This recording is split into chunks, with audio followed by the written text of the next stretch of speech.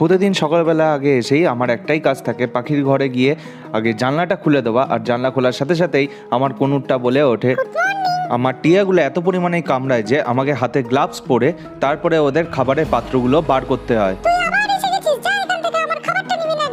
আমি আমার love bird, টিয়া আর ককটেলটাকে 5 রকমের বীজের দানা ভালো করে মিক্স করে সেটাকে ওদেরকে প্রতিদিন খেতে দিই। আর কনুরটা সূর্যমুখীর দানা আর কুসুম দানাটাই ভালো খায় বেশি। আর বদ্রি পাখিদের 50 গ্রাম করে সাদা ঘাসের দানা দিই। আমি প্রতিদিনই জল চেঞ্জ করি যাতে কোনো পাখি আমার অসুস্থ হয়ে না পড়ে। আরে তোদের জন্যই তো সব করি, তারা এত কামড়াস কেন? আর আমার কনুরটাকে জল দেওয়ার সাথে সাথেই ও চলে আসে সেটাতে স্নান করতে। পরিষ্কার জলে স্নান করতে মজাই আলাদা। কি শান্তি লাগছে ঠান্ডা জলে স্নান করে। তোর লজ্জা করে না? তুই এখানে দাঁড়িয়ে দাঁড়িয়ে আমাকে স্নান করতে দেখছিস?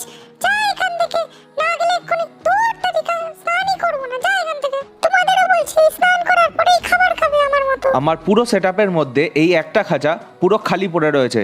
তোমরা অবশ্য করে কমেন্টে জানাও যে আমি এই খাঁচাটাতে কি রাখবো। ভিডিওটা ভালো লাগলে সাবস্ক্রাইব আর শেয়ার দুটোই করে দিও। দেখা হচ্ছে পরের ভিডিওতে।